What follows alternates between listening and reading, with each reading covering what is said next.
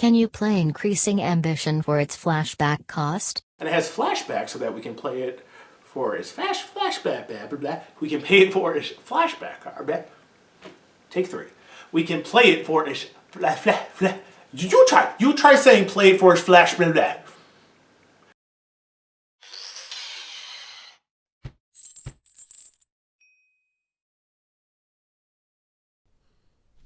Hello friendos, this is Chain, welcoming you back to Chain of Commander for this month of November's Chief's Choice Deck Tech. Now, with Thanksgiving right around the corner, I figured we could focus on one of the most famous pilgrims in all of EDH, Golos, the Tireless Pilgrim. Now, before we get into this list, I do ask, if you end up enjoying this content, definitely consider hitting that subscribe button below.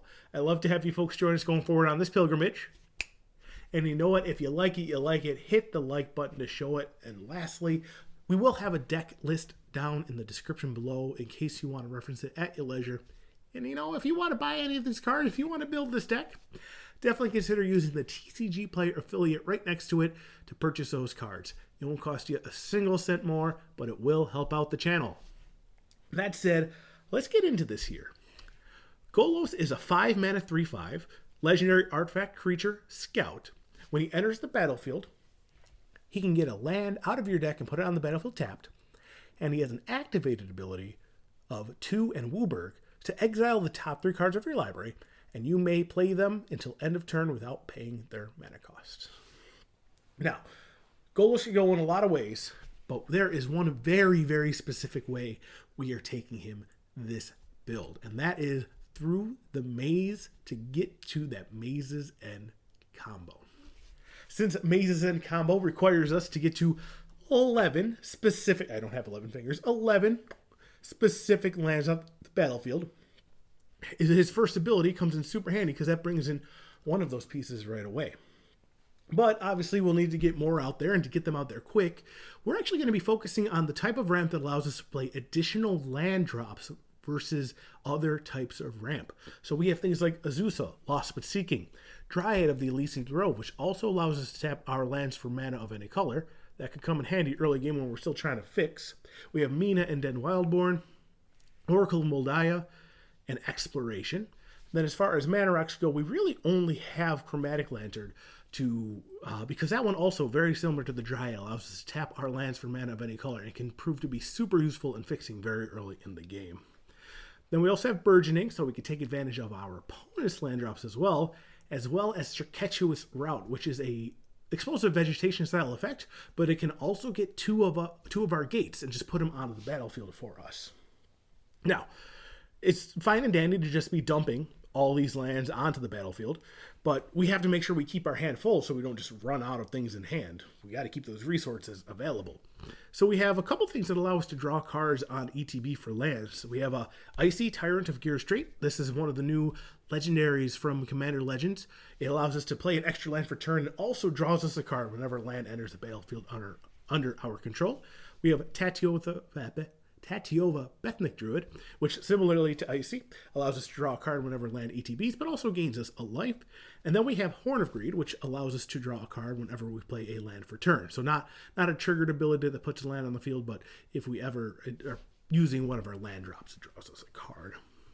And then we have a couple of cards that they have more conditional card draw when it comes to lands under the battlefield. We have Tireless Tracker, which actually makes a clue token that we can sack later to draw a card. And then we have Guild Summit, which will draw us a card whenever a gate enters the battlefield under our control. We also have a couple creatures that, very similar to Oracle of Moldiah, allow us to utilize the top of our deck as an extension of our hand when it comes to playing lands. So we have Course of Crufix, which will also gain us life whenever land enters the battlefield under our control, as well as Rada, Heart of the Keld, which, similar to Course, you can just look at the top card of your library and play it if it is a land, if you have land drops for turn. We also have a couple things to help us out in case anything we want ends up in the graveyard where we don't want it there. We'll have Eternal Witness to pretty much grab any of those cards back to our hand, as well as Ramunap Excavator to play lands from our graveyard, just in case something really bad happens and we have a couple of our gates going that way. We also have Tutor effects.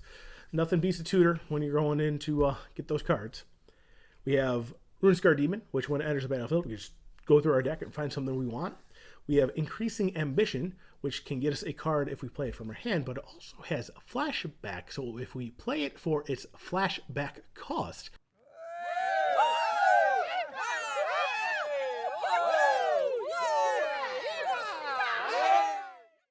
we can get 2 cards instead. And then we have Praetor's Grasp. Praetor's Grasp allows us to tutor our opponent's decks to grab 1 card. And it requires you to pay its mana cost. But because we're a 5-color deck, being able to pay any mana cost should be easy enough for us. So we can just pick the best opponent, pick their best card, maybe pick out their combo piece, and keep it for ourselves. Then we have just the Simic cards, the Simic good stuff cards. So we get things like Urban Evolution, which allows us to draw a card and play some extra lands. We got Growth Spiral, which lets us draw a card and play a land. And we also got Thrasios, Triton Hero, which has an activated ability which can put lands on the battlefield for us. Then we have Rites of Flourishing. This is the group hug card of the deck. We are banking on the fact that since we are taking so much advantage of our land drops, we're drawing more cards off of our land drops, which our opponents are not, we can break the parity of it being a symmetrical effect. And then we have 2 cards which they can be card advantage, but they're also top deck manipulation in a way that we can use it. So we have Sylvan Library, and we also have Sensei's Dividing Top. And we'll get more into those 2 later and how we use them to their best of their abilities for this deck. And then we have three clone style effects here. We have Clever Impersonator.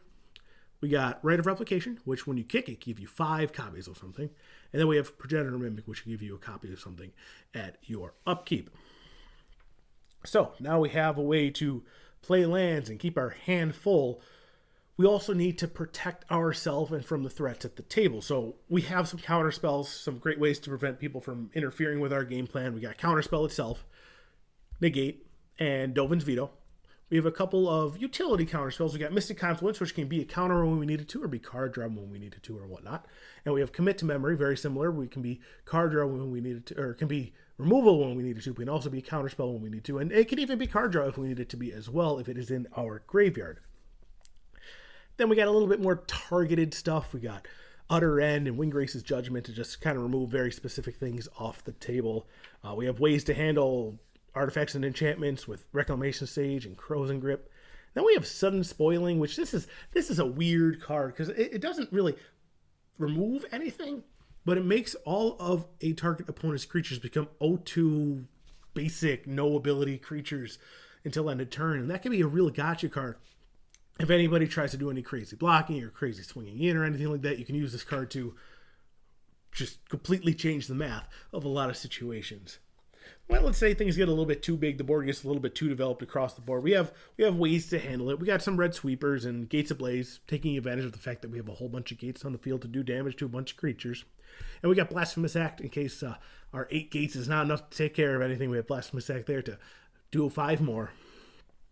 And then we have just some more definitive board clears. We have old Cyclonic Rift just to completely pick up the board.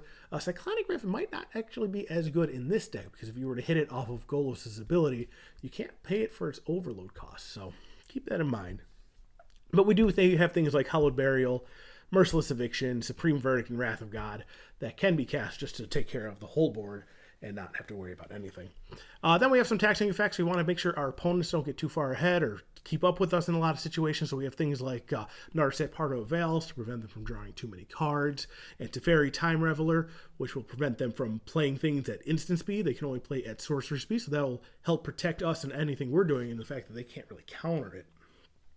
And then we have Ugin the Spirit Dragon, the biggest, baddest of all the Planeswalkers in EDH, to really lock down the board and start taking control and taking things into our own hands. So all that to the side. Now we can get to the fun stuff, the actual combo pieces.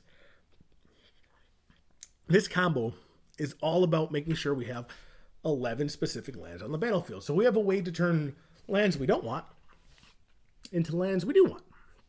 We have Crop Rotation, which is an instant speed, can sack any land of yours to go get any other land from your deck. And then we have Elvish Reclaimer, which is very similar to Crop Rotation, but it has an activated ability to do it instead, and you can do it every turn if needed to really start cycling and filtering through all the lands on the field. Then we have 2 big spells that are really designed to get all the lands we need out there. We have Scape Shift, which when we cast it, we can sack any amount of lands and get that many lands out of our library, put them on the battlefield. So let's say we have 5 non-gates. We can play this to get 5 more gates. And then coming out in Commander Legends here, we have Reshape the Earth. This thing's like, it just says you win Maze's End right on it. It's you get 10 lands from your deck and put them onto the library tapped. Now, both Scapeshift and Reshape the Earth are putting the lands on the battlefield tapped, which would normally mean we'd have to wait a whole turn cycle before we can actually untap and win. But there are other things we could take advantage of to help speed up that clock and maybe win on our turn if we can. Also from Commander Legends, we have Arkelos Lagoon Mystic, which when he is untapped, other permanents we control enter the battlefield untapped. So all those things that would normally be entering tapped from Reshape the Earth and from Scapeshift are now untapped and ready to use right away. We also have Amulet of Vigor, which is a triggered ability that does a similar effect, where if a permanent were to enter the battlefield tapped, Amulet of Vigor would then untap it, thereby making them accessible to use it right away. And we also have the spell Turnabout, which can untap all creatures or artifacts or lands target player controls, so we use it to target ourselves to untap all our lands. And maybe not as instant speed as all those, we also have Seedborn Muse, which allows us to untap at each other player's upkeep, which means we can then pass the turn with all these tap lands, untap at their upkeep, and win at their upkeep. But sometimes things don't always go to plan. And maybe there's somebody out there who somehow manages to exile 3 of our gates to the point where we are no longer able to win through the combo. Do not fret. We have backup plans. Because this is essentially a landfall deck, we have a couple things that can really take advantage from all these lands entering the battlefield to just generate a whole bunch of tokens. So we got Avenger of Zendikar to make a whole bunch of plants, Omnath Locust of Rage to make a whole bunch of elementals, and Rampaging Balefs to make a whole bunch of beast tokens. And then once we have all these tokens, we have Craterhoof Behemoth, the big boofer, to just really buff them all up, swing in for lethal at everybody, still be able to win that way. And then we have what might be the most hilarious form of player removal in the game, Endure to Nothingness, which if we play double Wooburg, so Wooburg, we can sack it and destroy target player. So, those are all the ways this deck wins, and obviously every deck needs a mana base here, and well, when 12 of the cards in your mana base are dedicated to a specific combo, you can pretty much guess what the first 12 are going to be. It's going to be the 10 Guild Gates of Ravnica, one for each guild. It'll be Gateway Plaza, which is the 11th gate they introduced in the Ravnica Allegiance block. So it allows us to be kind of a backup gate. If one of our gates gets exiled or destroyed to the point where we can't use it anymore, we can still win with the combo. And then, of course, we got the one that wins itself. We do have the Maze's End. And then we have some utility lands. We're going back to the crop rotation, the Elvish Reclaimer there. Being able to get specific lands out of our deck at instant speed means that we can use them as a little bit of utility. So we have Bajuga Bog to exile a target player's graveyard, just in case your Baron friend is getting a little bit too greedy. We have Ghost Quarter, in case there's a land on the field that we don't want to worry about or is about to become a problem, we can use it to grab Ghost Quarter and destroy it. And then we have Maze of Ith, in case somebody's swinging in us with a really big, scary thing. We can grab the Maze of Ith, take it out of combat. Now, I don't know if you've been keeping track, but if you haven't noticed, a good chunk of this deck is indeed Simic-based, because green ramps and blue draw cards. So we have 4 dual lands that are just Simic dual lands. We got Breeding Pool, Yavimaya Coast, Hinterland Harbor, and Rejuvenating Springs. And then we have a bunch of cards here that can tap for any color or have access to any color. So we got things like Command Tower, Exotic Orchard, Forbidden Orchard, Reflecting Pool, Mana Confluence. We have Prismatic Vista to fetch one of our basics, any of our basics. And then we also have Cascading Cataracts, which turn 5 mana of any color into 5 mana of any other colors. So a great way to kind of make sure we have all of our colors, even though a couple of them might be a little bit ouchy to us. No pain, no gain. Then, of course, we got to wrap it up with our basics here. We have 1 plains, 3 island, 1 swamp, 1 mountain, and 5 forests to round out our Maze's End deck list. So, what are the best ways to go about navigating this deck? Because, sure, the idea of just playing the 11 lands and winning seems great, but there are ways that we can kind of accelerate our game plan. The first little trick, and one of my favorite synergies and interactions with this game, are between burgeoning and Over or Icy, the ones that allow us to draw cards whenever land ETBs. When our opponent plays a land, we will then play a land. That will trigger Over or Icy, and we then draw a card, keeping our hand at the same amount as it was going in. So no longer will we be just dumping all these lands and leaving maybe like 1 or 2 spells left over the course of a turn cycle. We are now keeping our hand full. And if we keep drawing lands, then we can keep playing more lands with the opponent's land drops with our burgeoning. So a great way to really just get off to a great sprinting start right from the get-go and just burst out of the gates, pun not intended, burst out of the gates, guns a-blazing. And then it really comes down to just knowing how to navigate when to activate Golos' ability.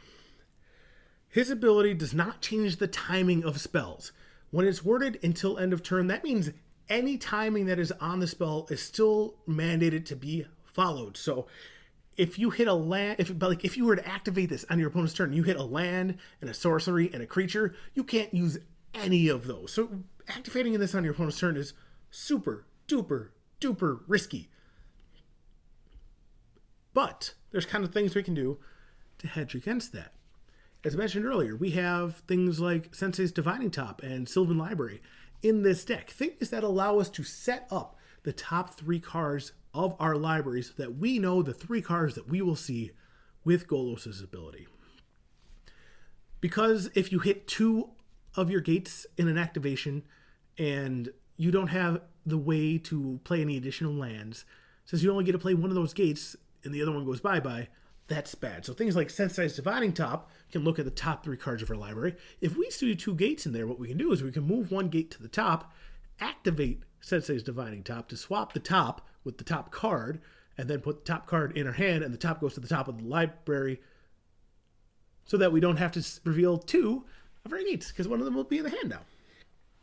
Same thing with Sylvan Library. Obviously, though, that can only be done at upkeep. You can draw your 3, put the 2 back so that you know what those 2 are going to be before activating Golos' ability.